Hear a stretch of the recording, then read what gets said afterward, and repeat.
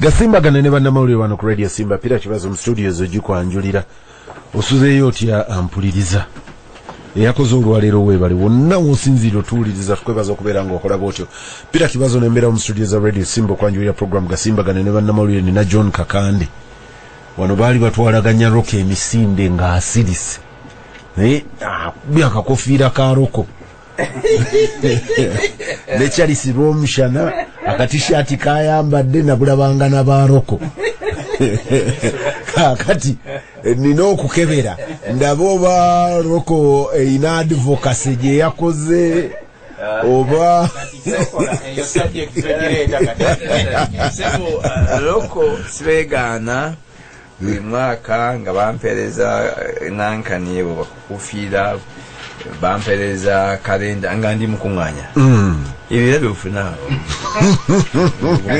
mukunganya nga bampa ne peni obusi bampa n'akaso tebakutera mu cupa ya waini boti bagaba waini omanyi bizibu nina ekitabo kyembadde nsoma bakiyita The Enemy Within or My Enemy's Enemy. Daudi yakironda simanyi lwaki yakironda n'akiwanze naye it was such a sweet read. Kunnyonnyola America bwezimba the Mujahideen movement against Russia. Nebo bakunnyonnyola enzimba gye bazimba Mujahideen nendaba bwe balobinga Congress mulimu oguli full time. Naina first hand information bwe njoyininga mawulire mu Star omukunganya waffe omukulu Drake Sekeba yalina contact n'embasendo ya South Korea. South Korea nenga South Korea ndowooza ize an agent of US nga buli lunaku batwa mawulire how the Mujahideen had hit ngengeri abanyamujahidini bama America abalasha ngeri story ekufuma mu paper every day lazima muleke nda zonna ndowooza enemy of my enemy kuboli yawandika but they were allies. My enemy's enemy. No, teyamuzimba baali ba allies bakuboli aveewo naye ono alayo omunene kati akuwandiikira ekitabo mu The Enemy of My Enemy akulimba yakola obunnanfuusi gye baategeeraganako alinga wa mukasaka byalinga bya mukasaka n'abyawukanako ne bagaa nti enemy of your enemy naffe tusobola okubeera ba enemy. Abamujahidi bava ku ndagaano abajahidi bava ku ndagaano endagaano bamujahidini babasanga nga busajja obumalirivu obuyina kagala naye nga bwagala kulumba Russia ko bano nti ono akozeseka era omulimu bwe baagukola sebo eriyo ekisala bituuka nga ozibiriza ekyo nga nti ono waawo sitwagala naye katukwatagane ojjukira contra affair bagitani ya time ya Reagan bwe baguza Irani ebyokulwanyisa bafune sente bazitwalire ate another rebel group mu South America nga tayinza kuzifuna direct kuva mu Congress naye bano ne bewunya nti of all countries America neguza Irani ani enemy regime madema engeri gyokolako mu lupapula lwa gavumenti wamanya engeri gavumenti gye zikola muno obuyaye bwazo oluusi nga bwe bubeera ampuliriza Gasimbagane Ne Bannamawulire nina Charles Romshana nina Haruna Kanabi ne John Kakande abatambala sibayina. John buuza abantu bannaffe mwenna abatuwuliriza abalamusizaane mbebaza kuba nti mutuwa obudde ne mutuwuliriza ne mutwesiga bannaffe aba Simba nabo mbebaza okuba nti batukyaza buli kadde yesewo. Charles buuza abantu abatuwuliriza abaagalwa ate okusinganya by'emyoyo emirungi Katonda w'amaanyi Katonda wa kisa manyi mukulu kibazo nja kukujjukiza ali awo lw'enshama to ali tenayo omusajja nga bamuyita Mitima akati mitima neba ngamye story ya mutima ofumba mfumba nyanyi ndakunjukiza kuba nina gwe nasanze nanganti anti n'ekigambo lw'enshama kiva mu samaki nti enshamaki or something like that nti eri samaki eri ebyennyanja kati ono bangambye nti atulimba ne story ya mutima ate oli weewammwe kati bibiri enshama atendi kufuna so mitima nja kujukiza mitima nga ine engine y'eryato n'agitwala mu kyalo bagikanike yagikanikira mu kyalo kati olina bukicekinga mu drum n'agiteeka mu mulo yabutumira wait tusemukire nafe kati tususmus mitima yaguze ennyonyi akati nange nabadde mu sauna mwana nga munyiivu gwe kakati nojja wano uyinebuuzabuuzaako ki when you ghost me nange bonsanga nkwegaana kati nenjiga ekigambo ghost ekimuyomba wano mu WhatsApp ontubunanka ne bukyuka message weyitamu bukyuka nebeera green. Now it becomes green, I say hi, it becomes green, you don't reply. Now when you also come here and you want to say hi, when you have been ghosting me, nange nkwegaana ngamba kati nkirabye bwe mmala musawuni myaka yange 5 ngenda kufuka professor nga mwogera ku bigambo enkyaleero mbadde neewuunya ekigambo maama kya luzungu kya Luganda ne papa si kyaffe kyawa naye mama kyawa Mama is a universal. ndabi kubanga wakinjibuuziza nga kabaka wa Bungereza King Charles akikozesa mu speech nga nti kakasi atine yakopya byaffe oba kigambo kya luzungu. No, we ruled them for a long time. Kakati enshama is cobs. They always say Kampala nga kiva mu Impala na kiri kiva mu enshama and enshama cobs zabeeranga unyinja awo mutwe ekyo. Haruna buuza abantu Manyiro omushana yenna ndi ghost.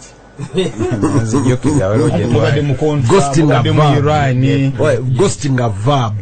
Jetwali eyo ndaga ndi njagala nyama ya mbuzi naye nga ibo abajogera mu luzungu akuwa mizimu. They have ghost meat. Sicken. Kati ngoyo okusooka okuzanya kiki kyategeera nyama y'emizimu enerika. Naye no agenti amu ghosting naye mukulu kibazo njagala kulamusa ku batuwuliriza. N'okutuusa kusasira kwange eri abantu baffe abafiiriddwa mukulu kibazo nga mulimu ne kojja wange yafudde wiiki eno muzeeyi Abdallah Kityo badde abeera Kanyanyaawo onde musajja mujjanjabi nga mukebezi wa musaayi ne Allah yamujjuludde era ne tumuziika.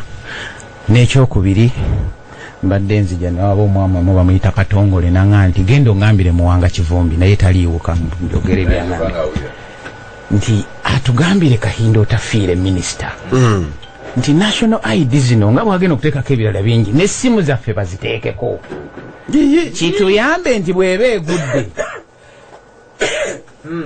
omuntu asobola okukukubira n'akutegeeza nti owange ono ki wuno wano naye simanyi oba alinamu ne motive endala zaalabamu nti bw'ebanga egira basobola kati isebo awulidde yonna gyali ategeze. The thing is simple. Bo identity card ogenda bakolelemu endala. It's like a photocopy otambuze. Why do you move with original? Okujjako okuwa company aba Germany eno yani ensimbi. Is that a priority mu post COVID either government wesasubira half of the capitation grant? Ofuka omubaka wa parliament Kahindo tafiire bwajjanga omubuuza naye mukulu kibazo mangu nnyo yebadde endowooza ya mukulu Katongole yaga nti address zaffe baziteekeko essimu zibeereko naye mukulu kibazo nga tutunuulira mangu ebibaddewo mu wiiki tutandike kubuuza kanaabi nti gwe tewayinaamu bujahidi Sajja mwene kecho mbula sibuuze ekyo. Kisule Magala response ogifunye. Omulaba nga wali paralyzed. Kisule Magala response ogifunye. Omuntu ahata mu kibuuzo. Okumala dakiika 3. Kyonna kyagenda okwogera okidisirigadinga. Is spiritually paralyzed.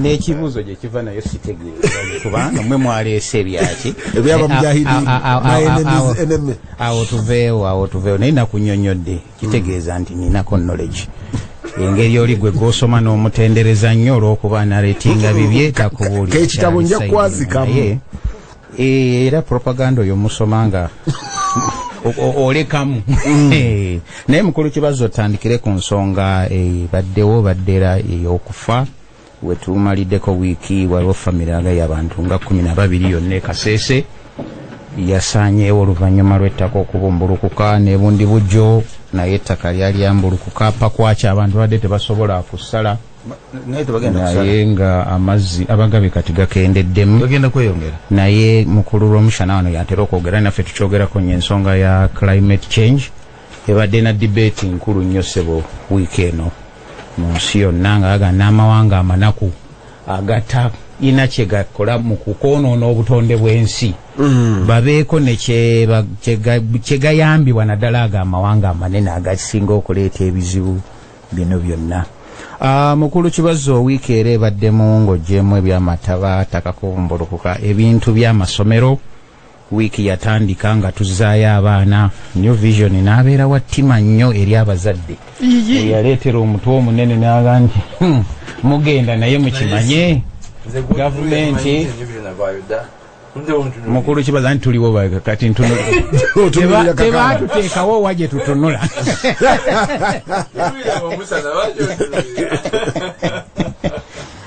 kyogera nti Kakande yasigala kyali associated gavumenti ssebo esaze wakati essente zebaddewo amasomero okusobola okugaddukanya nga ensonga ate yajja abantu bajeekanga bwekanzi buli omu yagendanga okukeberayo aga nti akasente ndooza kazze abaana batandika okusoma mu ngeri emusebera minisita wa education eggulo lwe yakitangaaza n'aga nti abaana badde batwala gye bayise comprehensive nursing bagijjeewo kubanga amalwaliro agasinga gye babadde bakola galinyisiddwa eddaala era waddewo n'amawulire agagasebo nti omwana tannaweza myaka 18 tajja kukkirizibwa kusoma bwa nurse naye nga lulimba lennaba omuntu bw'ava mu senior 4 ng'asobola okugenda n'akola obwannansi.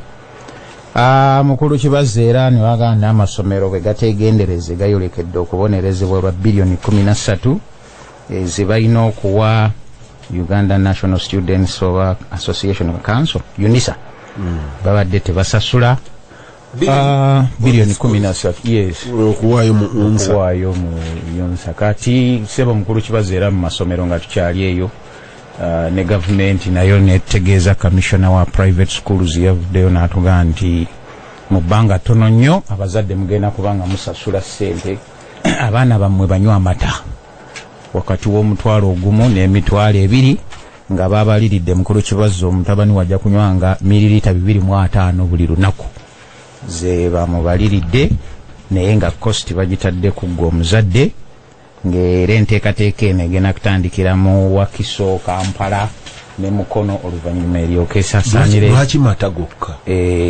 Lwaki si binyeebwa? Kampe bibaddewo baba yabuuza nti Mukenenga mulungi nnyo. Abaana okusinza ku official report ya government abaana abasinga okonziba bali mu Ankole yanitandikidde aba balina ente n'amata abaana basinga okubeera stunted banankole. That's true. Baguma Richard anti byali. No, bantandikidde. So ujyo muyita abukitire mu Wakiso. No, bano banonya katale kamata. Bayina mata. Ono aleta mata suganta alwana ku baana no. Ayagala katale. No. Me, I don't have a problem with that. Njagala abana banywa obuugi banywa amata neteekako neji teekako n'entungo so that we tuba creating akatale ow'amagi tumuwa akatale ow'entungo tumuwa ow'ebinyobwa ndowooza kammale y'amawulire gy'osobola kigenda mu kuba question eriwo kuliisa abaana balye bulungi oba abaana kunywa mata kyekibuuzo ndowooza kye tulina okutunula kuba bw'ogala kuliisa abaana kulya bulungi obuseera nabwo mmere nnungi nnyo mukene aveewe tova kyagwe omukulu tova wekyagwe ndi butambala teri nyanje kale male manyo ova kusaidi yene erwenshama teri nkejje ndowooza jezi bano erwenshama balina gundi baziyita kisemutundu zokka mukulu kibazo era wiiki egenza okuggwako nga sipiika wa paalamenti naye wiikeene yakawanga mudde naga nti waliwo abangoberera baagala kuntiisatiisa agamba nti naye I was put in this place by God. ate ekifo yagenze wa papa n'akyebaza. And I will serve until I retire. Katonda yamukola ki? Yamuteeka mu kifo era yajja kana by'olinako omisinze ku ggulire eryo bw'amala okunnyonnyola paalamenti nti abange gye bandi bubi bangoberera era nakuba n'enduulu nempenyaako munywanyi wange si minister wa internal affairs si prime minister si IGP si CDF information yagiwa loop omukulu Mathias konze muganda nge Mathias Nsamba Mpuuga kati akolanga wa polisi naye se wetachane akolanga kubanga nakisanze nga kiri extremely odd ku mikolo mingi omukulu Mpuuga badde akiikirira speaker nga bayise speaker Mpuuga yakiika Mpuuga amusindika geno nkiikirire kinasanga nga kiri awkward nti leader of the opposition in parliament katumwayagadde speaker beno wa government asindika yandibadde yawenyako tayebwa yandibadde yagamba tayebwa bwafana afuuka speaker ali yagamba bano baleeta deep state babuzaabuza bagala kuteekawo waabwe kyobalawo abaana emolokezi mugoberereza amagye yeekanga mukulu kibazo tuddeyo mu buntu wabaawo abeera gwe bayita munno ate nki bonna baali banne naye bwe yagenza okulanga ensonga eno enzito bweti munne bwateeka n'amuterawo okutu wakiri yandigambye omubaka w'e Budyope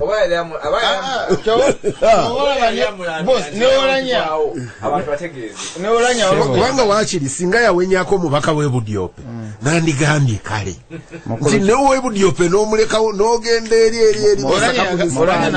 kibazo tubadde n'abantu bangi wano naye bw'amala okufuna omusajja aleeta ekiraamo oba omukazi mubonna nti ye gwe yalondawo atereke kubanga yali amwesiga kati godautinga decision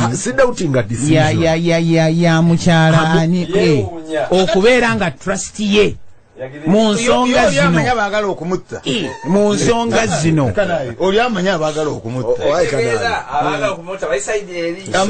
owaye kanaabi bizibu wano omusajja omusiraamu azimbye emizikiti awadde abasiraamu ani limbo bwe yafa netulinda ekiraamo ng'omusosodoti ali Amerika yakiina anti omusosodoti kajja kati bagamba nga faaza kabuye nga tukyuka tuti ng'omusosodoti akiina mu nsawo konzo wange biringa byanita kati kati oli ng'ani gwe babirekedde ng'abalukunjiri mwedawuti yammwe kuba ensonga si ya parliament ensonga ya bulamu kanabya amawulire malayo amawulire sebo mu parliament era minister musaasizi sebo we yajidde era kanoonye disclaimer nti abange sente za ki fuel reserve government tezirina era ng'aganaabangawo ge munywa gaba gaweddewo nga tugenda mu maaso mukulu kibazo weekend era mubaddemu aba national unity platform bategese okusaba kujjukira abantu baabwe nti guweza omwaka mulamba bukyanga Segirinya ne Sewanyana n'abalala abakwatiddwa nebo ne babajjukira n'abamu ababuze n'okutuusa kati nga tebamanyiddwako mayitire. Wiiki era ebaddemu ssebo ensonga ya kkooti mulamuzi Kisakye ne banne nga bakyagugulana era ndowooza mukulu kibazo waliwo ebbaluwa yayitinga naawo ne waliwo yagaa nti paragraph 9 ogirabye kyoli amujjukiza nti saasoma busomi naye nabyo ne neeyongerayo nenfuna ne PhD n'olwekyo mu nsonga by'amateeka ne procedure sirinaamu kukola gye ndi mumanyi nnyo mu nsonga ezo naye kati tusuubire noza nabyo bijja kubeera result sebo nga tugenze ku muliraane Kenya mpozi wabaddewo n'ensonga endala mukulu kibazo nti kooti yabadde ndowooza kino abantu kibakwatako nnyo nti ono yagavoola nti okuvuula amateeka kikwataganira wane kitegeeza nti oba tobitegeera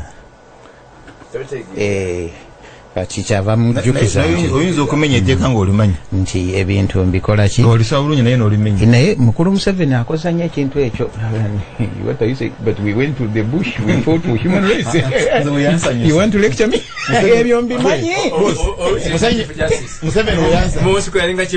Museveni weyansanyiza abe Fort Portal bakwa speech munange bwe wajja twakwaniriza naye toyabe did you have an option because for us we say we are coming and we come whether you wanted you not we are coming so mukulu kibazo wadde omusango mu kooti awo obadde gukwatagana ku bya ttaka naye yaguwaabye kooti nemugandise we wabeera emyaka 12 nga tokaayanye n'osirika busirisi etteeka yayise limitations oba active nti atoddayo kunyega kati buli alina kyakaayanira bw'obala emyaka 12 nga gyayitawo obeera okola ki mulimu lwaida no empozi ng'obadde kaana ng'oli mulalu wasibwa naye ono yabadde akaayanira omukyala ettaka lya kitaawe bamugendi emyaka 12 ng'osirise busirisi odduka abakuyiga bagatutta onfuna taking advantage eyo nogana newe kukuma gye wekukumye Bungereza oba Russia oba but can't you instruct a lawyer ng'oli wabweru w'eggwanga must you be there the court can consider that nti tiwalina busobozi ku enforcing your right but otherwise the standard is nti emyaka 12 nga tolojanye obadde tolina interest kooti nazo nziba oluusi omulamuzi kisinzira bw'aba yagala kikuwa akikuwa naye era ssebo yensonga gye mba neyagala okusembayo naye ng'ogyeko okuba nti President Museveni naye yakomissioninze amayumba naye kooti e Kenya nayo yasazeewo omukulu kibazo nti obuwanguzi buli eri nti ensonga zonna bano ze baaleeta lole ennamba ey'obujulizi teyalabyemu kanigguusa naaga nti hot air mu Luganda tukivunula mpewo eyo naye temwabaddemu ki naye era ne mukulu Uhuru yatukakasizza dda naga nti nga ssemateeka bwaŋŋamba nja kuwaayo obuyinza nja kubukola ki ate nga nsmailinga kubuwaayo akasimayo teekataddeko kubanga nono agenda kumudira mu bigere kyayogedde ku linnya lye anyway mu speech ye yagambye nti musajja wa nugu naye yagambye the next administration nja kugiwa obuyinza nga ssemateeka bw'alagira yagundi yalayira naye mbadde nzizayo ku kyabalooya waliwo kyeyagambye nti myezi eki mulindeko myezi 3 emmere egenda kujja mbadde njukijukiza nti omusango gw'obusiraamu bwe bwagenda mu Supreme Court Kayondo ng'aguyingiddewo era omukulu Kakande akuripootinga Yohana Kakande lawyer Henry Kayondo mu kiseera ekyo twali babasiraamu bamanyi kuripootinga bya kooti sebo Aruna yali mu mawulire Siraje yali mu mawulire Kyonya ayogera mpola kubanga ebiryani ethical ebyali emabega tuyinza obyatula zone jukolo babutambala bagani babutambala yeso bakutwala kaguddeyo ebutengo egenze butaba naye omukulu Kayondo lawyer omugaba muwumuze yagenda na bitabo by'endala nga 3 oligwe yali awoleza side eri najja n'entuumu abalamuzi bamugamba nti isibo gwe ngosita buntu butono ate munnooli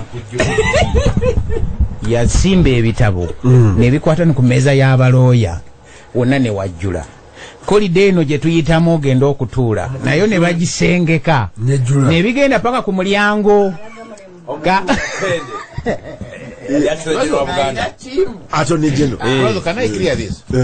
Kakati bw'owaaba omusango and more especially ku level ya Supreme Court buli mulamuzi olina okumuwa set ya pleading zo, right? Nokyengamba buli mulamuzi ali ku bench, so if there are 7, those are 7 sets. 2 olina okuteekako authorities zo zonna zogenda okukozesa. 3 olina okuteeka those affidavits. Jukira you have to show a case nga yagwanga lyonna, therefore okuleeta ka half a roll. No, because in the case I'm not no chengamba okwolaba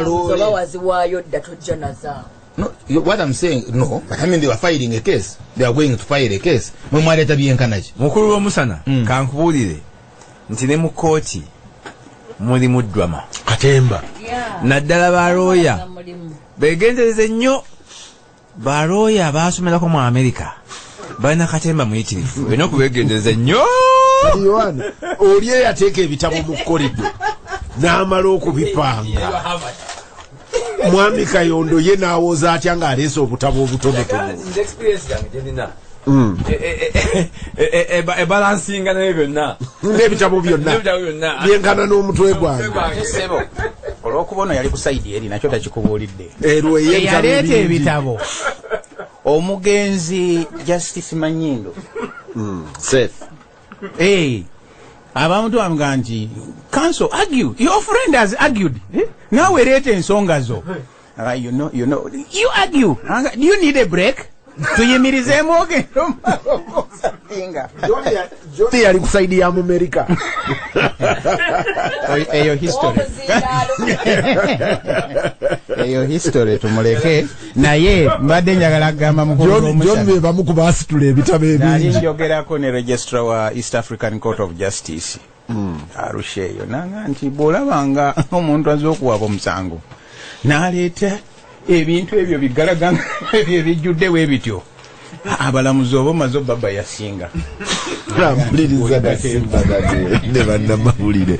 Nira John Kakande you mean judges operate on bias. What is the news gy'obuuse n'abakyala w'Abungereza yaseeredde olanga bwinjiza Oluganda.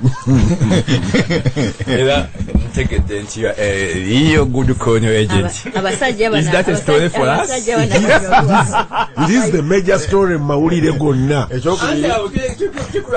Ekyokubiri ne story endala abantu babeekasense waliwo yawandiise n'aga nti Abafirika mbeewonyezi omuntu yabafuba tubbalako n'ebyobugagga ebiri ewe yabijamwe kati muli emwereza buli mwezi condolence message tufiiriddwa factually muli wrong. N'abakyala wa Bungereza ya taking over ng'obukoloni weebuli kyemwandibadde mu notinga nti under her reign she made sure the colonies achieved independence. Ebibi byonna ebyabajjajjaabe second news yabitwala maaso lwakiti yatuwa independence nze mbadde mbajukiza ere mwali patriotic Ugandan yayimirira the second news mukulu kibazo olw'ennaku ennyingi the second news mukulu kibazo the second news mukulu kibazo the amendment ko the computer what Misuse Act. Computer Use Act. Misuse. One. Okay, computer. Why Kanabi? Kati yagambye nti mbawe parking ticket. No. And the third one kubanga yomu kuba signinga check yange. Gasimbagane Ne Bannamawulire on Radio Simba Peter Kibazo mu studios ojikwanjulira. John Kakande, Haruna Kanabi, Charles Romshana ne Aisha Kabanda. Yabadampa parking ticket sinze na parking nze Kanabi ono yakoze parking.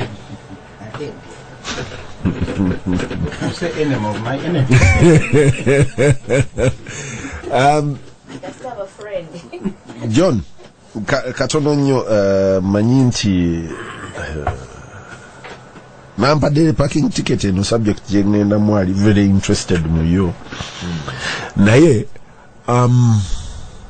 kana byayogedde kuwa abaana amata mu masomero. For me it's beyond matter, it's about school feeding. nayogenda kumuwa ticket. Bishop Zak Niringi yakulira ekikunsu ky'Abannayuganda ekyali campaigning for feeding children mu masomero ng'agamba nti ebimu ku biremesa abaana amasomero kulya n'okukola obulungi mu masomero si kujja buzi kutuukayo. Mu bbanga eryo baali bakozesa sister ng'ekyokulabirako. Sister ali Karamoja namubanyumiza. Sister alina ebintu bye yakola sene muroto bayitayo linnya jjukira. Naye bwe yatuuka mu kifo kiri group eri ebimu ku bye yakola, one baateekayo amazzi mu ssomero ne bakola bajja amazzi mu ttaka ne bagakuba ne sola ne bagagabira essomero. Naye yateerawo n'abeekyalo sister abawa amazzi buli lwaggulo omulundi gumu. Kati mujja wakati wa ssaawa 11 nga awadde ekyalo amazzi bajje. Of course ayina ebirala bye yateekako era abantu bangi ne batandika okuyingira ekereziya olw'amazzi ago nti bw'obojja. But in addition to that yasimba emituba egyo njogeredde emifunda nnyingi nnyo around the school. Emituba egyo nagyo giriko obucupa ng'obwa Mwami Museveni obufukirira. Emituba egyo gireeta abakyala abayina embuzi gye nayigira nti embuzi ziri emituba era yafuna obuzibu bungi nnyo. Embuzi ziri at the back of the tree ne ziri ebikoola. Kati yafuna obuzibu bungi nnyo ne community nga yeeyagala eyimbule embuzi zijje zirye emiti gye kati ng'alina okusibako sengenge. But ekimu ku byali bimukuŋŋaanyisa abaana mu ssomero ge mazzi n'ebyokulya. Ng'alina ebyokulya ng'abaana abakolomojjo bwe baba bajja ku makya bajja n'akadomola aka liita 10. Akadomola ako bwe bamala okusoma be basooka ku layini nga baddayo ewaabwe baddeyo neki n'amazzi. But also the other attraction was food. And she had up to about 70% completion rate. Completion, mark the word completion. Abamaliriza. Bameka abatandika ekibiina ekibereberye ne bamalayo. Kati nga Bishop Zaki yali afaayo nnyo okugamba nti mulekerawo okutunuulira drop out rate, mutunuulire completion rate. Kubanga drop out etunuulirwa mwaka gumu ne mutunuulira abayingira ekibiina ekibereberye. Abayingira P1 abamaliriza P7. Mwami Museveni ne mukyala we minisita w'ebyenjigiriza. Mwami Museveni ng'agamba edda gavumenti erina ssente zibasasulira ku ssomero. Mwe nammwe abazadde mukole ogwammwe mufune obuvunaanyizibwa muweerere abaana. Mukyala wa pulezidenti bwe yagenda ye n'akitwikinga n'aga nti musibe eggolu. Eggolu eryo mulisibe kye mwaliddeko ekyeggulu omwana agende nayo. I associate with her comments. Nze bwe nali mu kibiina noloza kyakutaano oba kyakuna jjajjange yali musomesa omukyala awo ensambya St. Joseph. Kati nga bw'aba afumba ekyeggulu ye yali musomesa mu St. Joseph. Nedda tewaleka nawe. You're right. You're right. Nina gwe mmanyi yasomayo mu P1 omulenzi yali mwana wa musomesa. Naye ekyeggulo kye ateekayo nti tasobola naye ekyeggulo kye bwe yasibanga akalagala k'oluwombo n'ateekamu muwogo n'amumansirako omunnyo nga package buli omu ayinako eyiye. lwakuba nti nze yange we natuukiranga mu kibiina ng'eweddewo bwe nagendanga ku break nga ngenda mu kibiina ewa mukulu wange bwe natuukanga ku break ate nga ngenda ewa mukulu wange nga nti Simon kaakati nze siina ate yali mulungi ng'ahanding over package ye yonna but kye badiiringa nakyo kya school feeding and feeding children. Wano tubadde n'amata before.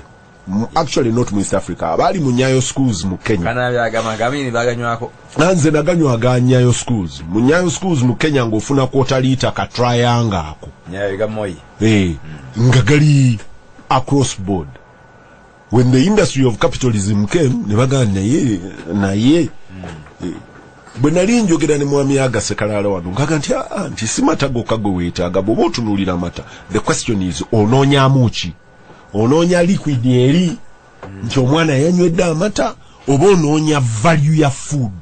Bakisibusera. Nti bw'eba value nti oba oliawo value gy'onoofuna mu mata ojja gifuna mu magi ojja gifuna mu binyeebwa ojja gifuna at different rates. So make it across board.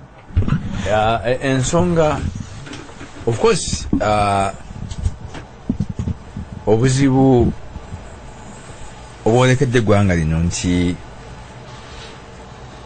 gavumenti etunulira ensonga netuna nga nsonga nga zine netunako ka paati katono nnyo.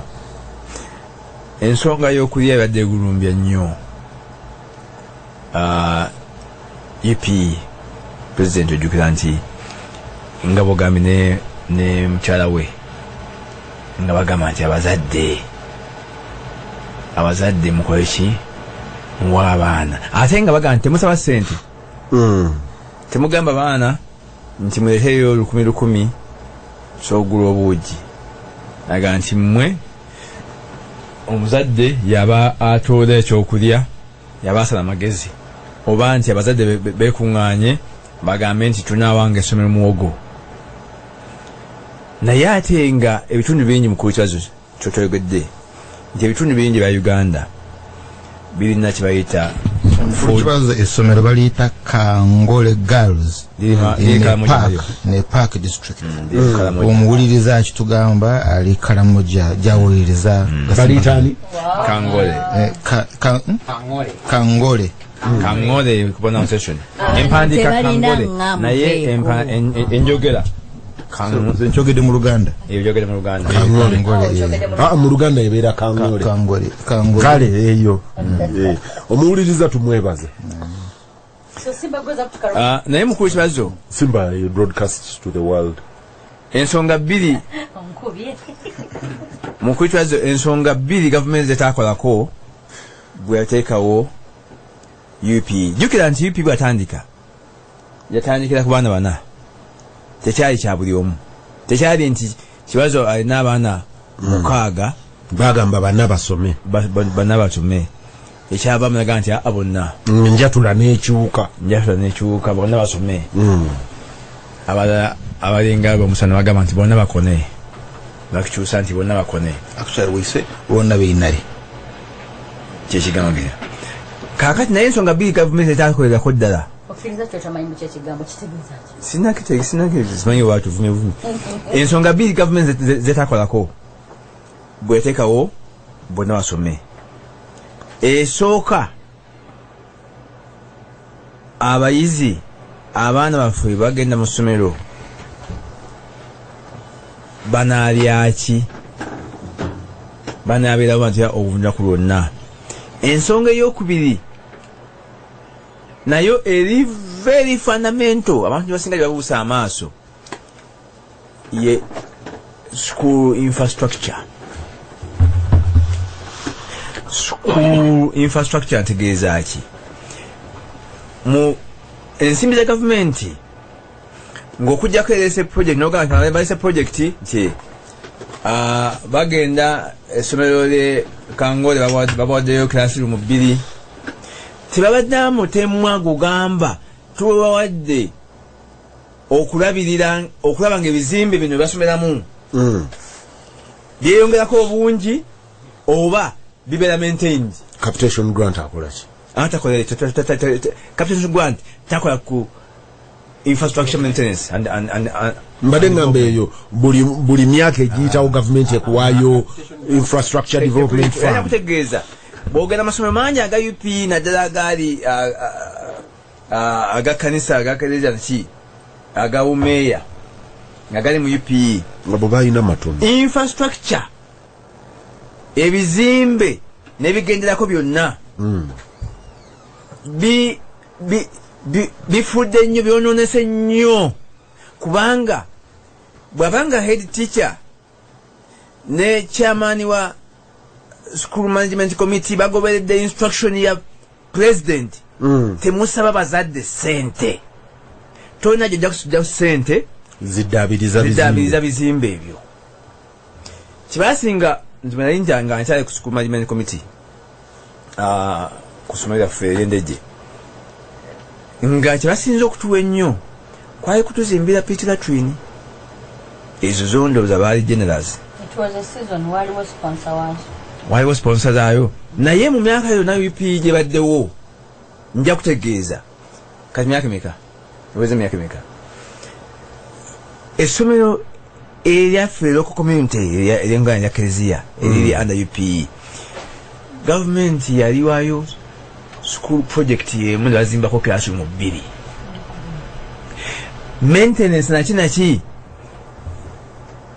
batetenkanya butetenkanya aba school management committee ne headmistress yaliwo mu bumenyi bw'amateeka naga tufunayo kyaka sente okulaba nga tuddaabiriza tutekamu siminti mu bizimbe bino tukwako kalangi tuzzaako kalangi naki naye ng'ate ekyo kya bumenyi bw'amateeka ekyo nekiba kimu ekyokubiri kyekyokulya edda waliwo funds eziweerezebwa nga zirina kukola kukuddaabiriza so okuddaabiriza si bumenyi bw'amateeka kulenzoga nti bo ate ezijja once in a blue moon naye nga waliwo ezibeera nti particular zino zakuddaabiriza bizimbe then nejo kuzimba nakyo kyawofu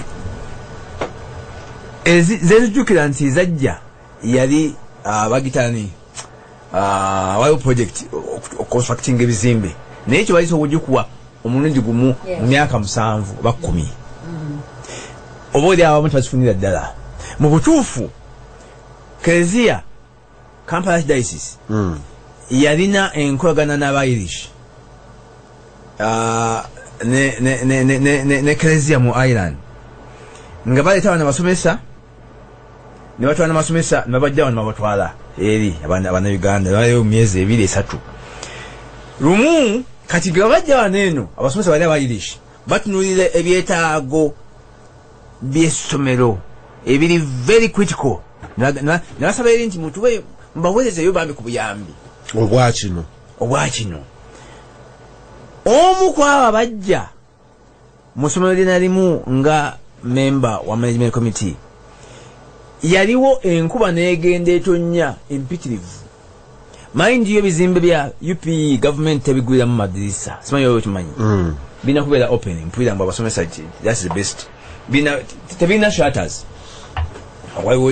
original concept y'essomero eryo for safety of the learners inside ebizimbe ebyo byasigalanga ne bwe bibeera ne shutter ziggulawo omwana asobola n'okubuuka mu ddirisa n'agenda in case of naye kati naye design eyo is a Roman design ekola olubalaza nga lunene ddala ng'olubalaza olwo nalwo luli covered kati ng'enkuba bwejja ne bwefuumuuka teyingira kati ffe twakoppa the Roman class design olubalaza luli side emu side endala era bweyise endala era eyingira bwe twakoppa the Roman design tetwagikoppa yonna twakoppa katundu era sebo muntu mwali mu shutters zinsi ziba open byali byangaala enkuba bweyajjala ng'omuzungu wali neewuunya omwana wa Uganda n'omusomesa wa Uganda gyabeerawo mu mbeera eyo naye amasomero amalala nga galina amadirisa kati nkubwire kubanga okuggyako okuba nti tegaggalwa naye madirisa gabeerako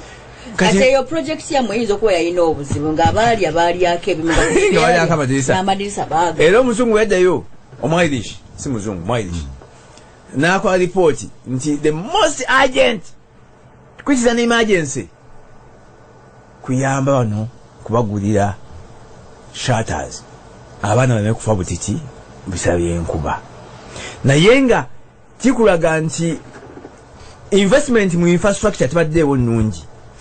Ne investment mu byokuliisa abaana ate nakyo nga kikulu kusoma kw'omwana. Gavumenti yo yakyebala banaga nti bano abaana okubaliisa kinantwala sente meka.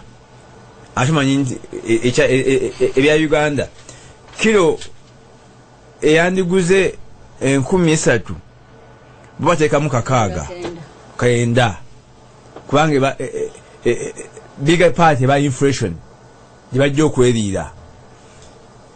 Omukulu naga nti muleete mwetika mawolu nga nekate oluusi abazadde abamu tebalya kyaggulo wadde ekyemisana basiiba ne basula naye kati omwana omugamba aleete eggolu. Ndowooza Kakande eyo ye problem si kwetika mmere. Problem gye bava emmere gyeri okwetika emmere n'awala wonna n'abansi ezitusinzeeko zeetika emmere naye emmere awaka gyagijja mu nsi engunjufu abaana tebandiridde mawolu.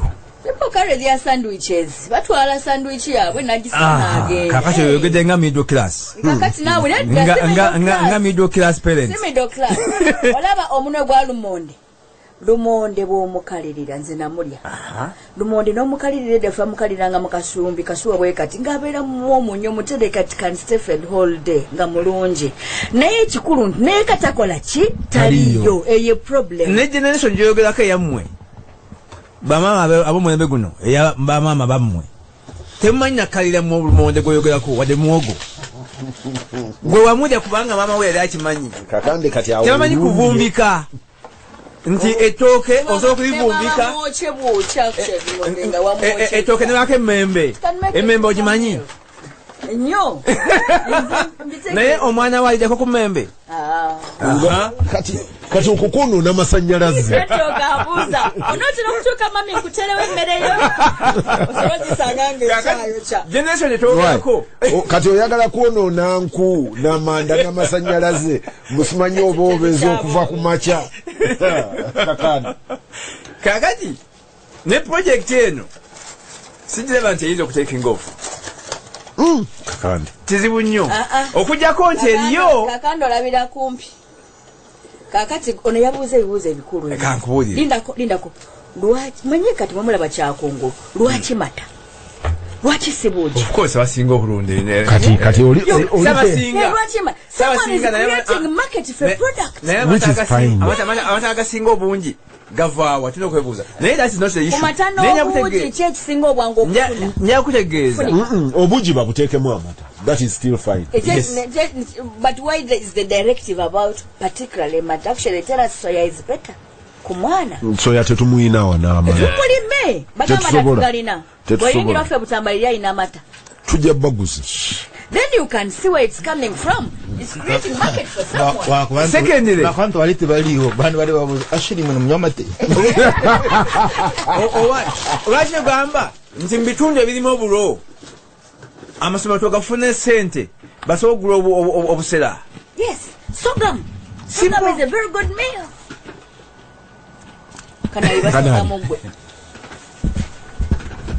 Kana byampereza atiko wano nungi nnyo.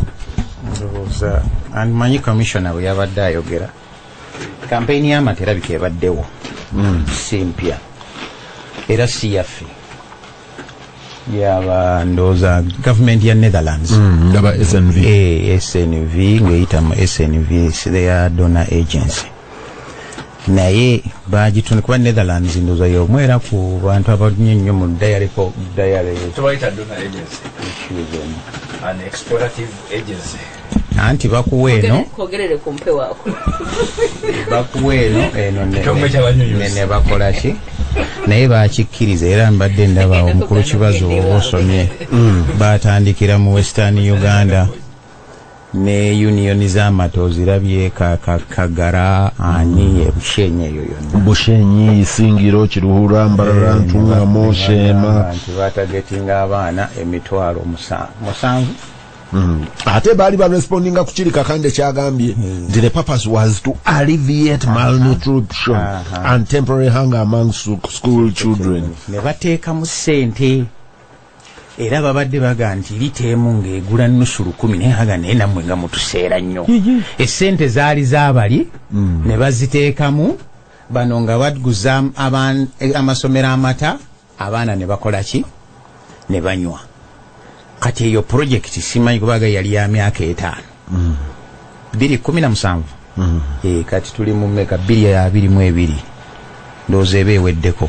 Anti awo government picking up concept ya projects zino government ebeera erina okulaga sustainability nti nze bwe nrunninga ne project nenjitandika ntuuka ogikuwa nga gwotaking over kyekyali ku blood bank nti ffe tukuranningirako emyaka bwe giti gwe n'okwata omumuli n'ogenda mu maaso nazo nawulira difidi etuwa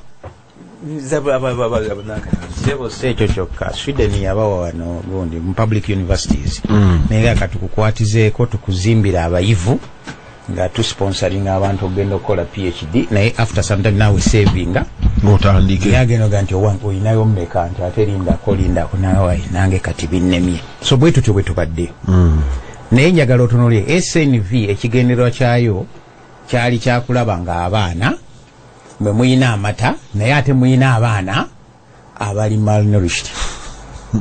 Feka tuteekewo it's such a strange place. No so oyina ko wuse Netherlands yemu kweze ezina amata mayitirivu obungi tugamba nti tulina amata nabo balina akokweta amata agabo kati kugenze wala nze sinatuukayo eyo bone bunoba toyina capacity ga sustaining naye baalabanga n'abaana bammwe ate mmwe muyina amata naye abaana bammwe bakola ki bali stunted eyo programu ne bagitambuza kakati bwe tugenze mu ministry naffe ne tubanga ffe tuli in charge tuga nti ono bw'anaagenda tuddawa nga nti mwabe Kampala muyina ssente ne Wakiso neki kubanga amuso Kampala tojimenya manyi bayita Kampala metropolitan Wakiso mukono am questioning lwaki bw'oba onoonya feeding y'abaana kuba bulungi osooka zino district ezirimu bakibazo basingamu obutono Romushana bwadde erw'enshama n'abeera ne munne gwe baali naye ku kyalo akanyiriro tekafaanana ono tumulabiridde bulungi nimbye oba gwe mwakula naye ku kyalo abanyankole bagamba obuhamatsiko bukagumira omwiru kakati ente y'omuganda oba ey'omwiru bwabanga akantu eyina hope obusubi bwerya erya mpola naye zino ez'abalalo ziba zidduka because they have a lot of hope kati essubi lyagwayo kendya nkagaya naye gundi ebadde nti bw'ovaayo eri nojja eno kale oba okagaaya mpola naye k'ogaaya kabaamu akanyigusa nekakuletera akafeesa beyaleka ebwenshama kati bakadde omukira so question eri nti interest ya kuliisa baana kubeera bulungi oba interest yaki yakatali kuba bwe tuba nga tuliisa baana nga honorable bwagambye ebintu ebiriisa abaana mukulu kibazo bingi twandigenze wano okubizinga wano wonna ebuyikwe awo wonna ne tugaa nti abalina mukene mumuleete tumukube anti abaana balya bijanjaalo na buwunga ku masomero si bye tusinga okubeera nabyo twongeremu ki one of the feeding program ku lukibazo mu makomera yakubeera nanvandiirwa era project nkulu nnyo doodo bugga biki kubanga greens ezo ziyamba nnyo ki lwaki tetunoonyeza balimi ba doodo bwe tuba nga twagala kuliisa baana ayo awali doodo naye tumekinga sure nti abeerayo muki mu ssomero nutritional value tugende ku byennyanja nayo nkulu naye gwe oleeta program which is enforced kubanga teri gundi yampaka era amasomero babagambye dda nti bano covid nga atugoya ebintu ebyo twali tulowooza nti ebina value byafuuka bya value ate byatulisa bulungi mwana tetugambye Kakande siga nti tebiina value but mu nsengeka awatali kulimba amata galina nutritional value for children eri higher naddala abaana abatannaweza myaka 13 mmwe abakaddiye kati gano cafe javas gebawa gabeera laid to waste munywa liquid wa wastage nakugamba dda eri abaana nutritional value weri I am not saying teriyo eri equivalent eyinza okuba nga olinayo tetuganye Peter abaana bali stunted recommendation esooka mukene Peter tetuganye Peter wano tewali wagamba nti amata tegalina nutritional value superior nutritional value galina amata tegasinga mukene naye tutunuulira omutima oguli emabega oguleeta amata vis-a-vis alternative zetukola ki zetulina selfish interest ate ezirimu kipa bwe tubana bakuwaayo sente kubanga badeni bagitadde ku nze omuzadde gavumenti si yegenda okuteekamu sente bwe mba ŋŋendera ku mukulu komishona kye yagambye nze omuzadde nze ngenda okusasula omutwalo etaamu eyo olwedde bagituteekako dda kubanga ne masomero no gayogeddeko aga UPE mu kusolooza ennyo essente baga za mmere za kuliisa ki mwana lwaki tetukozesa ezo era ze tuba twongerako amata naye kati baŋŋamba mukulu kibazo sebo nti omwana wange kati nina okumwongererayo omutwalo gwo specifically gwaki gwa mata kati mbuuza omwana wange mata gokka ge gasigaana yagamba tosasula mutwalo mwana wokulya owa secondary ndowooza bagambye bagenda kumuteeka ku mitwalo 2 naye question eri nti tuli ku feeding oba tuli ku eyo superior value gwe gyonoonya kati bweba superior value zino district esatu mukulu kibazo eza Kampala metropolitan yebaki abaana tutubawo magi ejiri mu bimu bwenaku efumbe kati ekyo netukissa ku bbali mukulu kibazo tugende ku issue endala ojja kumala nzonzijeko sente zange kapasito ogiina kuba tugenda ne twerimba wano nga bw'ogenda n'olaba amataago ng'ofisizaawo lita 50 ne munnayinawo abinoga nti ekiri eno amata gayiise essomero lyange amata gayinza okuba amata naye nga boozeza mbooza eyo nayo quality tujja kugituukako superior value katusooke tutuuke ku capacity esupplyinga kuba mukulu kibazo mu masomero wakisooka tutwale ezo districts esatu ze baatutte mulimu amasomero ameka n'abaana bameka nze kantandikire ku lyange erya Kitante primary school tuyina abaana 13,000 bw'oga nti buli lunaku omwana anywa 250 milliliter times 3,000 oba oli mu lita mmeka mukulu kibazo abagambye nti buli mwana ajja kubeera entitled ku 250 milliliter which is a quarter of a liter kati supply etuuke balyoke bagenda kibazo gwe bawatenda munnange ate obusobozi tabukola ki tabulina naye sente zange nga nazikuwadda waliwo omuwuliriza afa tugambye nti waliwo bishop omu ow'abakristaayo kanyongereko omukristaayo yalina essomero n'akimakinga compulsory nti balina okugula amata ge abaana baganywe ebabeera ekkiriya obuteekweka but you see Kanabi just a right one enfunda nyingi bwe tutunuulira Kampala metropolitan tugimistakinga okubeera nga yabannaggwadda. Actually Kampala metropolitan has among the poorest populations in this country.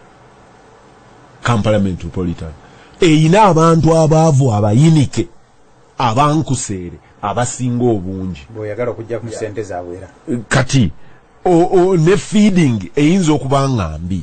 Nze siina problem yonna na any feeding program kye balina okukola kugitunda. By the way mbadde ntunula ne wano tubadde tunoonya nutritional value.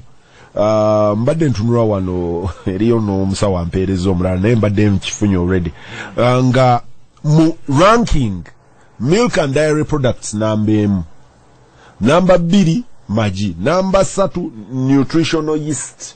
Oyo simumanyi. Namba 3 nori ndozo yalimba Japan. Shiitake mushrooms mushrooms yali ku namba 5. Fortified cereals wano tulina cereals tulimaho.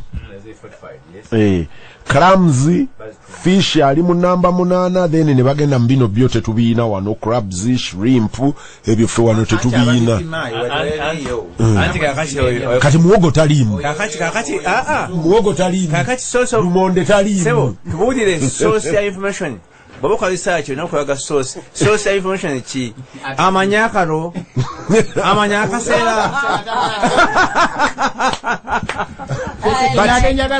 value jononya mu mata aba competing n'amata bebano value jononya mu carbohydrates aba competing nayo je bali anti kibazo bobo veri chovola bona ina amata bana abagajja omupima bamugamba nti abaana bo bali malnourished anti yalaba ngeigwe namba yo je wa settinga si yeyiye yabuuza tebali akaro mubuuza muti nti akaro tekaliwo tebakalya tebawangadde kibazo tambula ogende wano most areas eziri emmere eyo ojja kusanga omuntu nga mugumu kale si munene nga gwe nga tayenje busenga bw'omusana tajja kuyiika ng'omusana be yatuga nti beautiful bodies naye ekyo kankireke naye ng'abakola ki so mukulu kibazo programu ekyaliko ebibuuza bingi and secondly oba ekisembayo lwaki bagiteekawo lwa mpaka kuba abasomesa abamu batandise eddobba kuni tutandika ddi Kanabi. Nze njagala feeding children in schools to be mandatory. Then we discuss the issue. I would want children to be fed mandatory. Yes. Now we can discuss who pays the bill. But the children must be fed. And what they are going to eat? There we are all agreed. The children must be fed. They must be fed. Kati, whether milk or eggs or fish, we can debate. But scientists basobola okujja ku mmeeza ne batugamba nti ku Monday ne ku Lwokutaano banywa amata, ku Lwokubiri ne ku Lwokuna bali amata, ku Lwokusatu bali ebinyobwa. Kankuzeko wagulu katono abaana bonna balina okulya kyekyo kyennyini oba waka oba ku ssomero kyebayita omwana. Charles, I assume that abaana bonna okutandika ku myaka 3 okuva lwe twayisa early childhood education program, abaana okuva ku myaka 3 okutuuka ku myaka waakiri 16 bali mu ssomero. Toyina capacity batwala mu ssomero. Mukolo kibazo. Then you are debating okubalisa mukolo kibazo katuveeyo n'eri njikiriganyanirwa musha nti abaana bonna balina okulya. Mu bantu bano abakuwadde ezo gundi eziratinga omwana tebamutunuulira na mu ssomero lyokka, batunuulira naawe akola ebintu by'oleeta ku market. Sweet gwalya alinamu omugaso, ice cream alimu omugaso, okiwulira kyekyo kyennyini. Kaakati oweerwa enshama ye kyava tatawaana naawe era ye bino tebimukwatako. Enkejje zaalabise ng'ateeka mu sefuliya ng'omwana bano enkejje ate baziguza ffe tebazirya. Kati eyo awo nawo sebo tulina okutuukawo. Bano basigaza mugongo waazi. Uganda National Bureau of Standards nga tennaba kuddukira walala yandibadde tunulira n'ebintu abaana bye balya. Ne bannamawulire Gasimbagane ne bannamawulire wano ku Radio Simba. Peter Kibazo mu studios ejikwanjulira, Charles Romshana, John Kakande, Aisha Kabanda ne Haruna Kanabi. Kityondooza speed njikendezeza nti oyogera amannya g'abantu nga n'okugawulira tetugawulira naye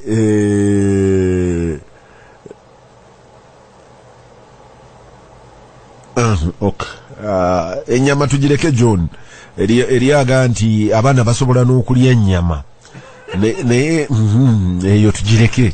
Mubanga muyina production malanga n'ennyama muri processing. Abaana b'ekala moja bakiti balya nnyama. Amuda ati balina embuzi n'endiga mpitirivu. Bakiti balya ndiga. Charles Romshana ngenda kusooka wuwo ndyoke ngende wa Aisha. manya Aisha mubaka mumujja ne mwerabira kakati kali bana bebutambala bali yeki kye balima ntangawuzi ne nalaba ya mayirungi mayitirivu obungi mukulu kibazo the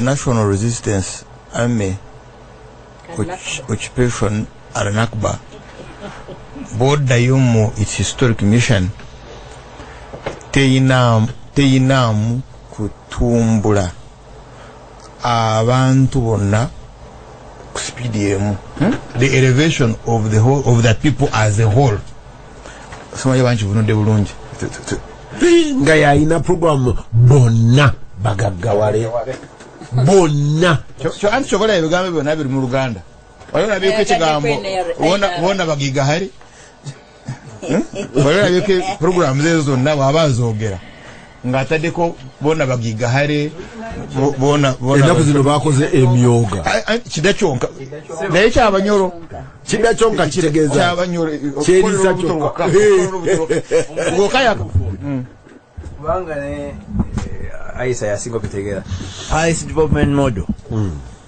si ya kibazo era eriko zinanyini especially kakati bokozi bobanga obadde otunuulira okutumbula to elevate the population then ekimu ebyo is one abaana okubaliisa obulungi because otunulira abalijja the future generation abalijja so one balina okuba nga balya bulungi ekyokubiri that's a hardware ekyokubiri balina okusoma bulungi which is a software. Now the National Resistance Army Occupation Aranakba bweba eteeka abantu mu mitendera nkuzaayo mu kuraaro because moddo yene eva mu kuraaro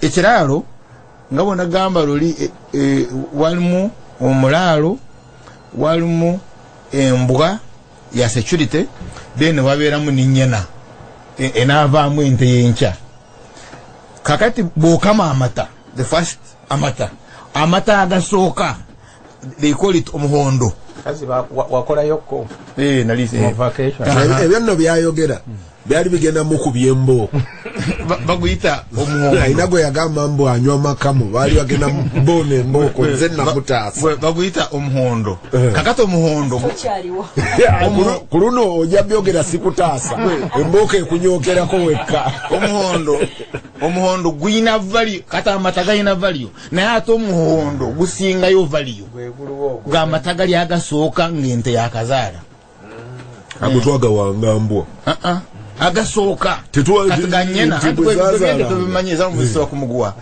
ago ganyena then amata amalala bagayita amakamo kakati ago amakamo omulala okwanywa kati oba ogenda gatunda naturally abagenda oganywa abo okyolawo bateeramu amazzi kakati agasembayo bwe muwoza mu byemukamiramu the cans ze mukamiramu ago bagayita amaranga buyuzamu wali mukandi zaga amazzi ago gojjamu katogo ow'embwa eya security ago bagayita ki amaranga kakati ono kyo badoyogera ku quality gonna mata abaana bamwe bagenda kunywa amaranga nago mata agembwa security gobozeza muli because bwoba obalirira omutwalo gumu mu wakiso gugula lita mmeka ez'amata nga ttaano no teziwera 2000 a liter farm eriwa you don't have those farms farmgate kanabi twabadde tuyingira mu studio nga nkubuulira ayina surplus y'amata no the farm gate price bagula ku farm yo nga bwe bagakimye ate dayari egajjawa dayari nayo egajja ku farm yayi togenda kumalako nekibazo okwekyo let's agree cause farm zo ziyina gate ezamwe ziyina gate kakati katugabalire ku 2,000 ze lita 5 oba bala lita 10 nono kati kankenzo kangendere ku 2,000 ze lita 5 gwe mutwala go kakati ngugamba omwana anywa akota kati onampereza message ka half liter akana ka package akatona ka diary kagula 107 tuli ku farm gate ya kibazo tugamba farm gate price isi the farm no bogenda ku idea ya kibazo ya farm gate ekitegeeza nti amasomero abaana bajja kuba bajja ne banywera ku gate omulunzi agatunda ku ewe abasinga loko 10 on what elita yes really John no we are saying we are in Kampala and Wakiso bobanga ogenda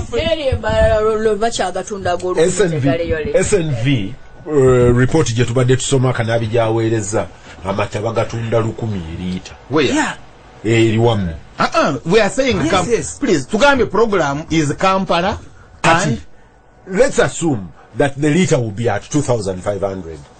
You see that is delivered to the school kakati njagala ombalirire 4 liters ng'omwana anywa akote liter mushana muleka amaleyo kubansanyiza gendi atwawuliddemu emiteeko kati gwe luno 10 lwotugamba 2 malanga no kati gano gakyali ku makamu age 2,000 tukabalira ku makamu kakati 2,000 yisa temamwe mirundi ena because omwana agenda kuba mutwalo okusinziira lita 4 proposal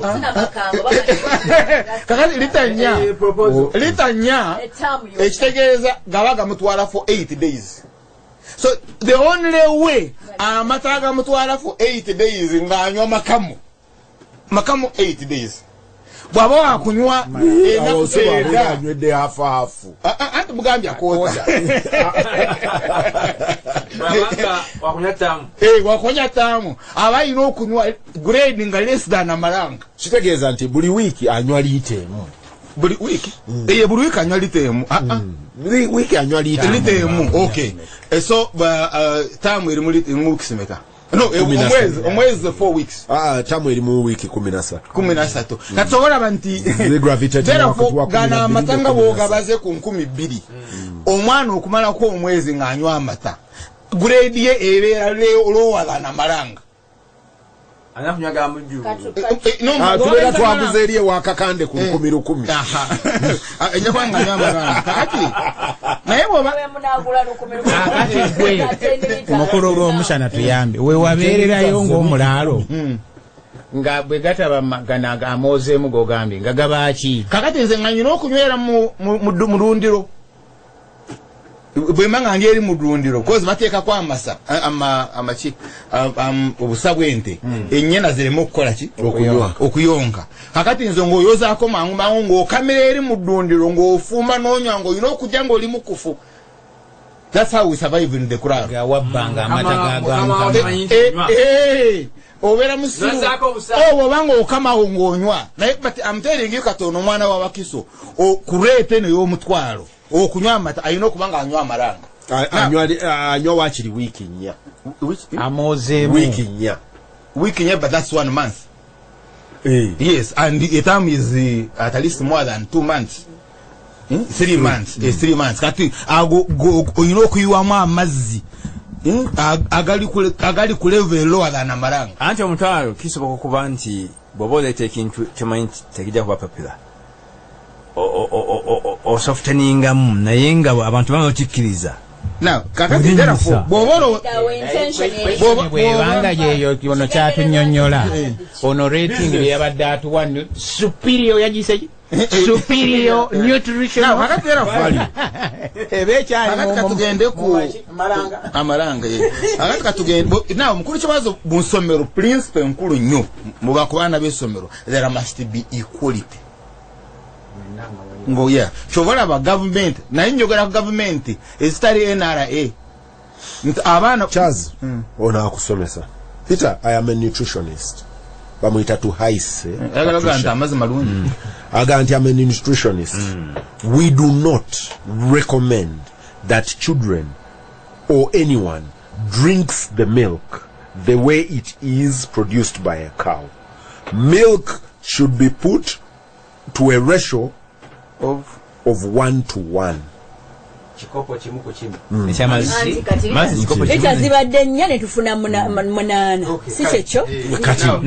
Milk should be put to a ratio of 1 to 1. Therefore, Charles's calculation is under par.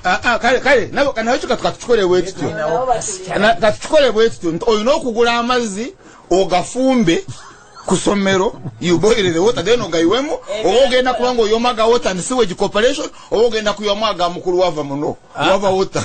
Now, Kakande. The only child, they can know your nutrition is there to Sonyu. The only child, mubana bangi gwenda bangali stunted, namukolebyo. Milk 1 to 1. Until I met Dr. Kasirye. Nangamba, no, that is too low for a child. Kado Shagamba, Chief, my only child that I am sure that she's stunted, Namwanga 1 to 1. Was responding akone yanywanga direct monte.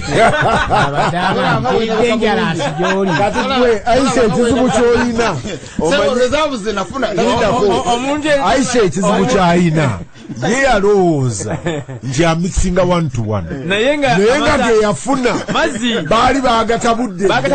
Yes, exactly. No, exactly. Aisha. Nina information that.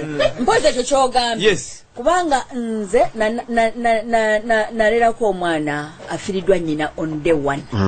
Nemukuza nemuwa nomuyonsa until when ngamazofuna amafuna problems endala doctor nanga mantu mweka one gate nokusokolwa neswa masala gamanyi namwanga matago gante ngamuwa amatanga temalimu namuyonsa bati mabere gache gamala abana babiri I had 2 children naye namuwanga matanga tegalimu tuzinak nga bwenga funa bwenga kola ki bwenga muwa omwana yakula bulungi naye oli gwe nakola nkebyo obusirusiru 1 to 1 my child is stunted nanti abashago wakulanga walowooza nga nti ogula amapakiwa 100% naye omulalo ono omusana mukulu kibazo yatadde mudda 1 to 1 Yomulalo yali yaweereza Aisha nga amaze omutabulira 1 to 1. Kati na Aisha n'ateekamu ekitegeeza Aisha yafuna 2 to 1. mukulu kibazo Brown gyoyogeramu bagenda okudistributinga akawunga during COVID ne kabalema nga bakozesa majje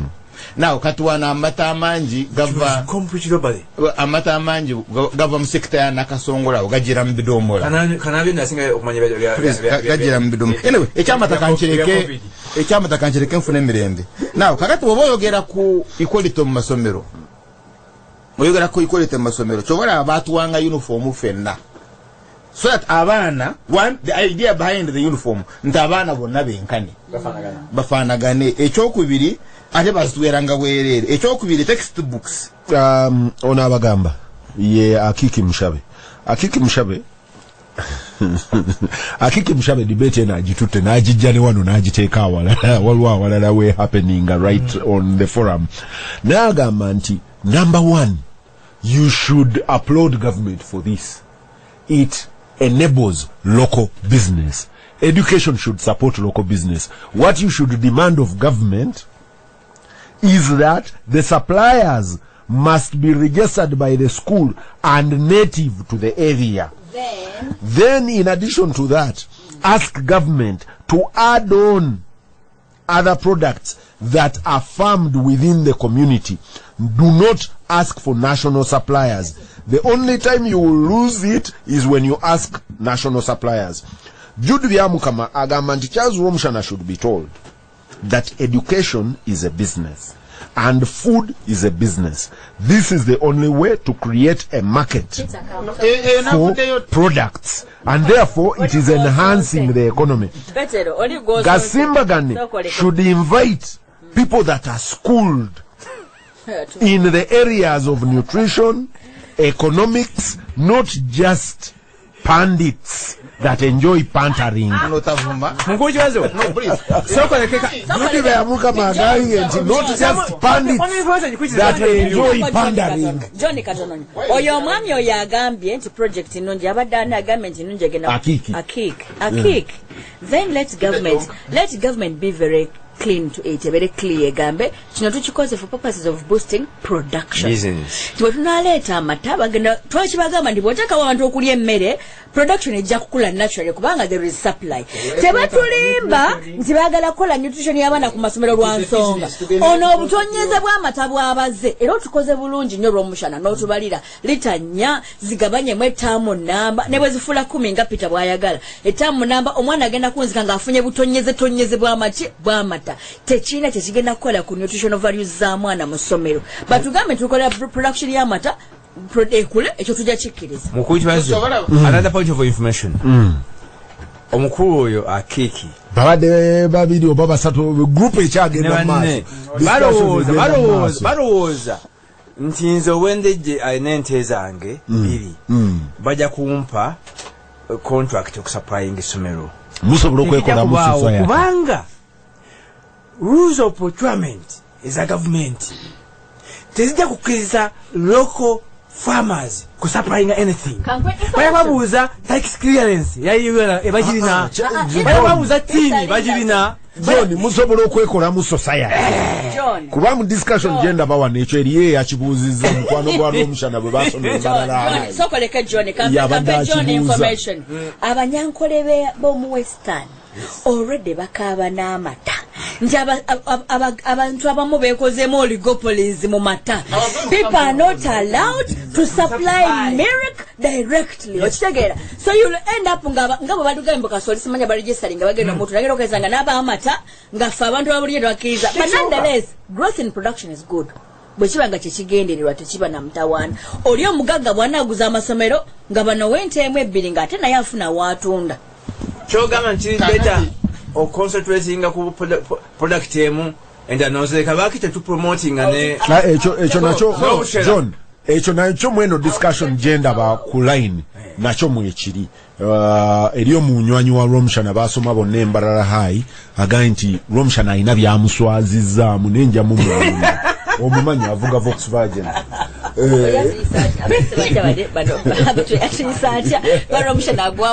bandits that just are pandering.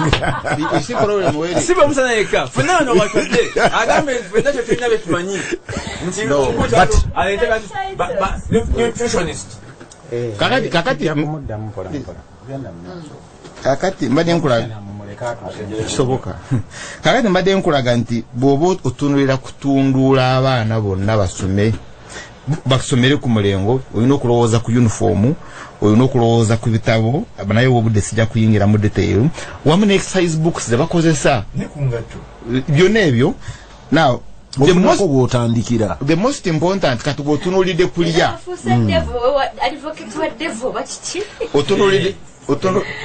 otunulidde kulya but there is also the use of the toilet. No. Now kati nali nkola operations ku home security ku UPE nga Bwambara primary school eyina abaana 12 naye nga ina toilets 2. 2 toilets. Onaganya nko bisatu. Mwina toilet meka. Now kakati 2 toilets nga buli mwana bw'omubalirira dakiika 2 buli during break nga those 2 toilets ezisobola kukolera ku baana 12.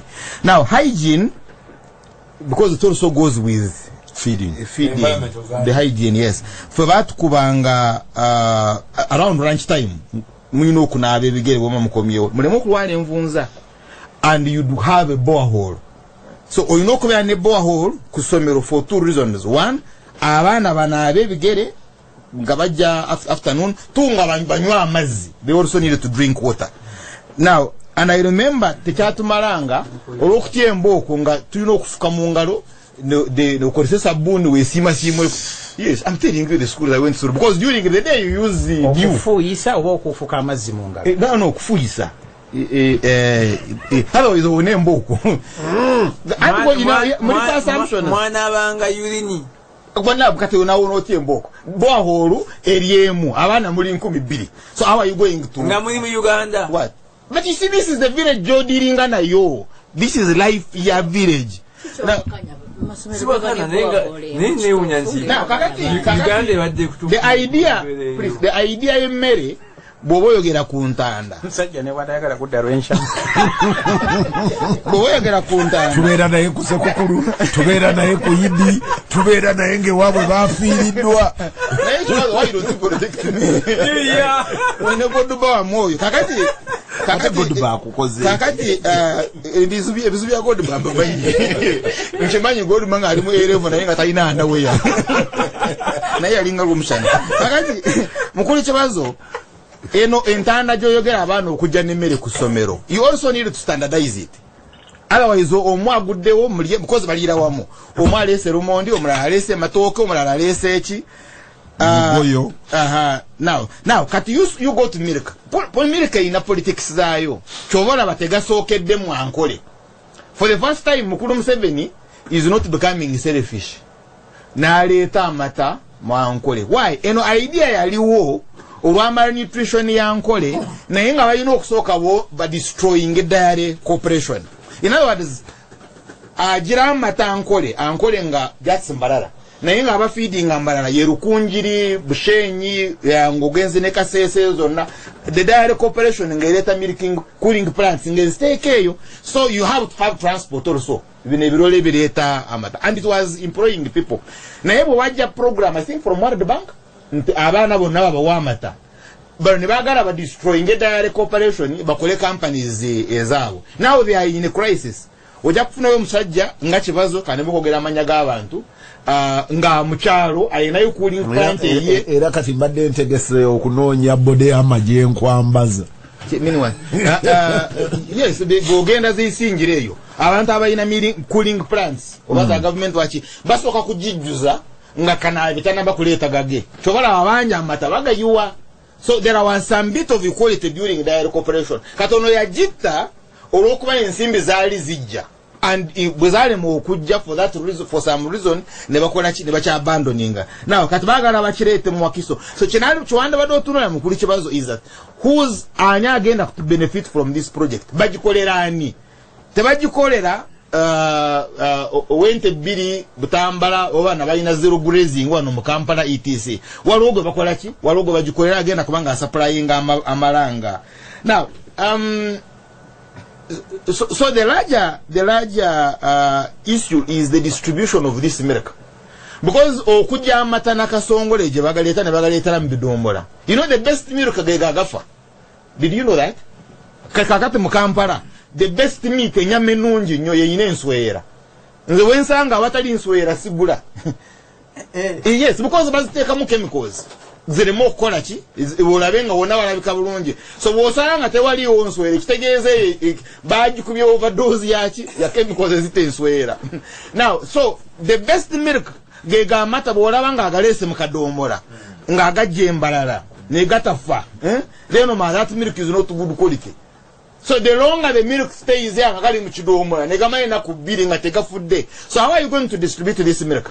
Ojja kubanga ogatwalayo the previous day somero lina ngeri gye nagatereka. You get, are they going to have a facility enatereka amatago? If they have fridges, are you going to provide fridges or cooling plants ku masomero ogasuplying that day bagafumbirewo? You see, how are you going to make sure that amata gagenda nti oli kati kyali ku chest nti ayinza okubanga agamba nti amata ga buwunga actually gagajjogenda ku masomero. Mwenga mulowooza nti ono liquid nente 2-3 nja kuguza. But also Kakande okukola amata g'obuwunga twetaaga Kakande gakama mangi lato tegalina anti lato okufuna ag'obuwunga alina okugula ag'aba Kakande. Ani agamba nti agula wano naye I can buy milk. Aisha yali tannayingira parliament waliwo speaker yali akayana ku mata. Gasimbagane Ne Bannamawulire ngena break eri abagambye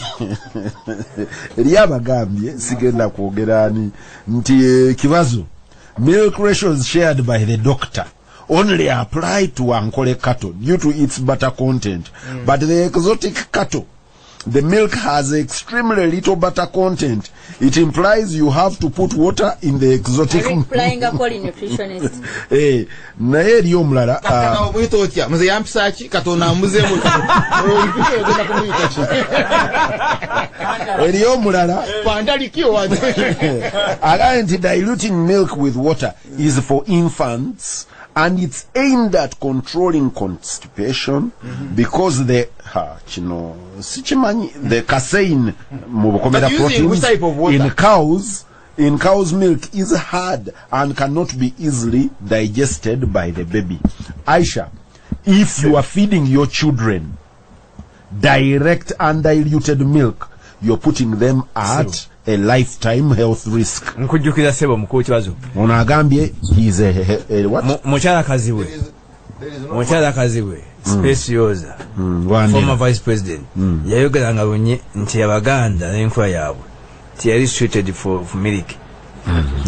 On Ronald K, he's a nutritionist and public health expert. Advising. So it must be thought about, also considered. Nomulala nakugamba nti naye when it comes to nutrients, eggs are the best source of protein, not milk.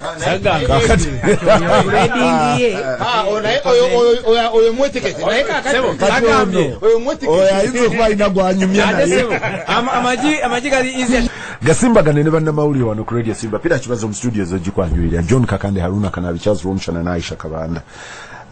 Nammwe abawuliriza eriyo omweraliikirivu ennyaga nti omulalo lwa Aisha ayinza okubanga yagenda n'okusupplyinga abaana amata mu masomero.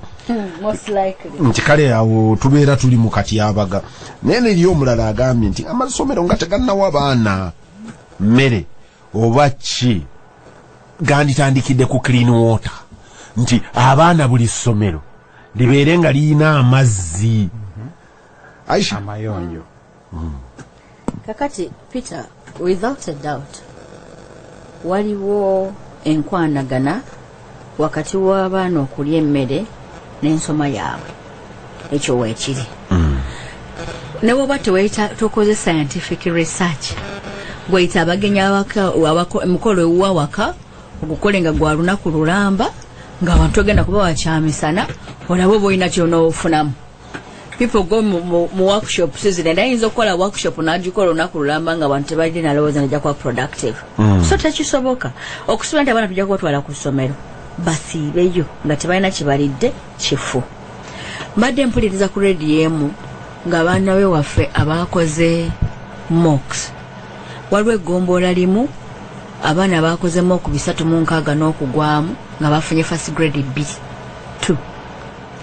Chances zo nga abagudde basiuse 10 abatalina grades. So je tutwala ensi ng'abaana baffe tuganya okubawa emmere kitegeeza tuli mu kutta generations we tuli. Naye mukyala Museveni ne banne okutulimba nti bwe baleeta amata mu masomero bakola ku problemu eyo babeera batulemba kubanga you don't only need nutritional values obadde oyogerako eziri super, but you also need quantity. You need both quality and quantity. Kati amata gano tugenda kukakola gatya 4 liters in a term tugakole tutya. Eriyo we wakyata akugambye nti mwe mubalire eyo wammwe Kampala nti be wakyata enkuba bw'eba etonnya lita ya 1000, enkuba bw'eba tetonnya ya 10,200 kazifuuke lita 10. Tamu elimu ennaku mmeka? Is it 45 days? Tamu, but Aisha, linda konko information ene jakugasa. Tubadde mu break nemba gamba nti eri amawanga gakoze kino ekifaanana wano. Siteeka nti abaana buli lunaku lwa week abeera alina okunywa amata. Botswana, the standardized national banywa emirundi ebiri. That's agreed. Kati bwe tumanya nti okola kwekyo nyonyola police yagambye buli lunaku nsaba bampe ku budde kubanga obudde buweddeyo. Aisha agenda maaso bwe tubanga tukola kwekyo then tetusolvinga eri problem ya performance masomero. Kitegeeza bwe nanywa amata ennaku 2 ku nnaku z'ensoma endala zigenda kukola zitya. Zo byensoma naabitegeera kubanga tuli nti omwana muyala tasobola kubeera ng'akola ki ng'asoma. Bwe tuba twogera ku food values, nzikanya n'agambye amagi by the way, nzikanya naye. Omwana yeetaaga gundi varieties mu byokulya, yeetaaga vegetables, yeetaaga fruits, yeetaaga food grains, yeetaaga dairy fats zemadde mwogerako, neyeetaaga ne proteins. Kati bw'oba oyagala kugamba nti oyagala kuyiiya nutritional content z'abaana, then okola kasavu kanyama nga bwe botusana wadde ogamba etumanyi nti ku lunaku bwe temwana alya ku ggi, ku lunaku bwe luti abaana balya ku nyama, ku lunaku bwe temwana bwe, you are now trying to balance that. Singa minisita abadde mwenkanya yandisookedde ku ki? Bansose ne bajjawo kwekanga abayiriza ne bagamba nti tukkiriza amasomero official basondeyo abazadde babweyo ku kasente ak'emmere. Tebatudikitatingirako mmere ki yakugula, tujagula ku mmere okusinziira ku kintu bwe kifaanana. Abalina lumonde ewaabwe nga gyali bajjagula lumonde, abalina mwogo bajjagula mwogo, abalina kasooli bagule kasooli, naye emmere ebeereyo. Then bayinza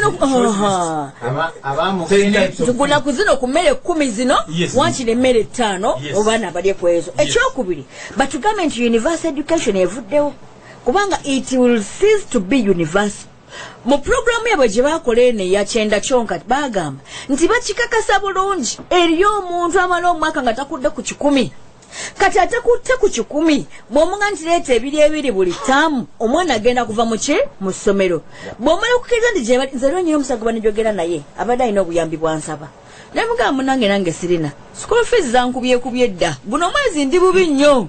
N'agamba nze abange nabavaako, abaana nabatuuza bali awo, Mukama yanamanya bana bajja mu ssomero. Nanga yolimba lwaki tebasoma mu yo eriya ayina contrary data agamba kanabine Romshana nti actually the latest data shows that Kampala Metropolitan has the highest malnutrition rates. Kubanga bavu banje Kampala nzenzikanya no yayogedde what you have in Kampala are IDPs.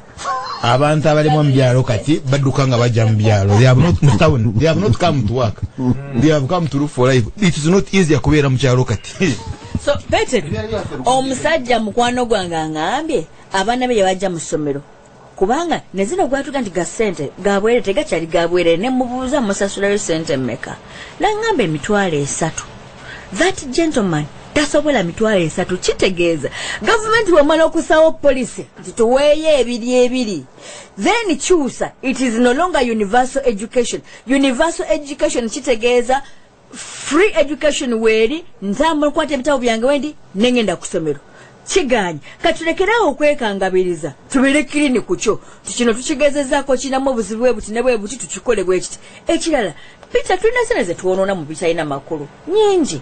Gavumenti esobola okwerekereza negulira abaana emmere mu masomero nga tebanyigiriza abantu abo banaku abatalina ke balina bakyenda kyenka tebalina ssente. Bw'obeera wano e Kampala ng'omuntu asobola okuwa 1000 Peter omuntu n'agenda agula n'akugoba mu kibuga tamanya nti eriyo abantu nga n'amuwa 1000 taluyina.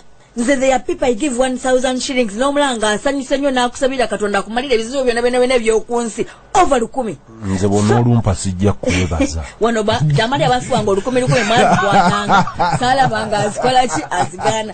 So Peter, there is a problem, waliwo obuzibu bw'amaanyi bw'oba oyagala okumala ebizibu bya Uganda. First of all okimanyi amasomero agamu galina ettaka. Ffe twalimanga mu ssomero ngate twasomanga by the way ne tulima nga tukola agricultural lessons tugenda ne amasomero agali nettaka. What are they doing with the school land? Tusobola okukola police ne tukkiriza abazadde bayiiye, babazadde ne bayiiya ne bayiwola amatamalaka ne balimire bane mmere basobola. So let them come bave mu kakunia comfort. Let me just intervene here. Eliopa Uwera Melissa angamba, she's listening in from Kigali. Aganti, actually, one of the things you need to look at is universal education takes away labor from the villages. A lot of the times, the food you're talking about that people cannot grow was grown by the children that are in school. When they are withdrawn and taken to school, it means that labor in the countryside has been withdrawn. Start looking with wider lenses. Do we need children in school for a whole day to jump and recite the alphabet? Can't these children do some work before they come to school? Because otherwise you will not solve the core problems. In my time, and I lived in a refugee camp in Uganda. In my time, we actually worked and went to school, and I'm sure I gained massively. Nampereza n'ebifaananyi by'amasomero e Rwanda. Nedda bw'obiteeka mu context Omunyarwanda kaanya nange kubanga nze nkubuulidde nti omwana asobola okulima emmere ku ssomero. Nze abaana bange tebamanyi, ababo nabo bayinza okuba tebamanyi lumonde bamusimba batya. They don't know. Tatemye ku kikata kya lumonde n'asonseka mama. So aba kibazo tebamanyi. Songa aba tebamanyi olowooza omwana akimanyi nti oddira mu lulagala lwa lumu n'oteeka mu ttaka. They don't know. Temanyi kutema bikata. Songa mulw'omushana oba owamanyi okutega amasomero luli gaalina enkola nga nze nasomera nsambya wano mu kibuga St. Joseph nga waliwo olusuku mu lusuku kusomerawo olusuku lw'abafaatha mu conventi lw'abasisters nga tugenda ne tukola ki ne tulima ne tulongooza ne tumanya olusuku lufaanana bwe ruti. Kakande olaba abasista bwe bataakola mulimu ono Aisha yandibadde Josephine bagezaako kabula katono bantwale abaana bamulebe guno generation yammwe middle class parents mwagala kumanya essomero lirina swimming pool. Omukulu yatwala abazzukulu mu faamu ye ng'abalaga rotational grazing. Naye ng'ekiri ku bwongo bw'abaana here they don't make wealth here, they make wealth through corruption.